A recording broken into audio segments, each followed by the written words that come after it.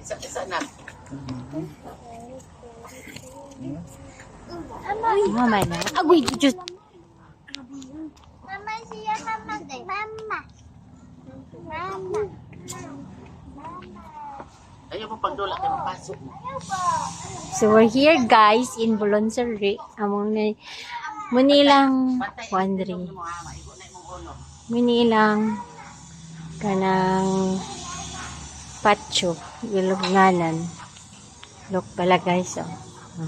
Wala lang kayo makita sa loom.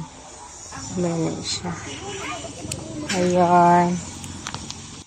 Meron siya rin ilang ano. Na sila. So, meron siya og mausoleo. Sa sosyalan siya. This is a public cemetery actually. Hindi, draw. So, kung na ay bagong patay, tara na ibutang. Tara. So, ngayon siya kadaghan. Napotiri yun. Ngayon na ang ilang ako andari. Sa Cagayan. So, hindi siya. So, this is the place, guys. So, manap siya. That's all. Hi, guys! Good afternoon. So, naata dire sa street of Cagayan de Oro City. Nakasuro naman, guys.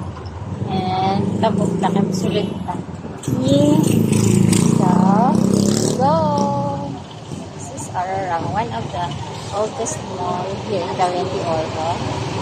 And then, the entrance. So, hindi ko siya nga nakanayans. Pareho sa inyo ng mga city.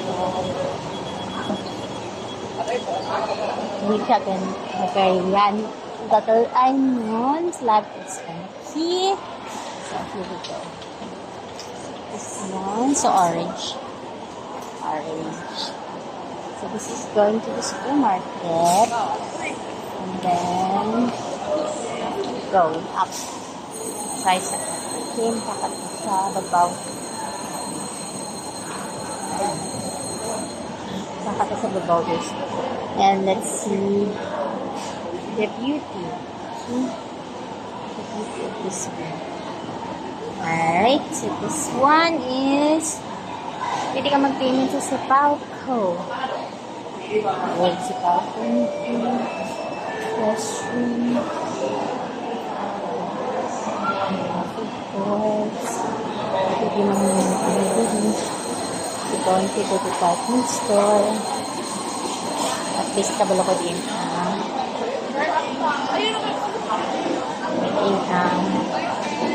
restroom.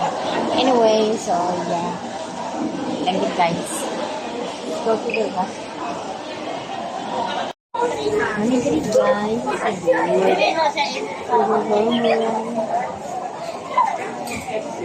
yun guys? Ready mo biyo? Ready mo biyo? Actually, ang brand, si Bonbon is one of the medyo sikat na brand there is sa Cagayan de Oro when it comes to pastries and especially sa food. Si Bonbon, do last one, do Kalea.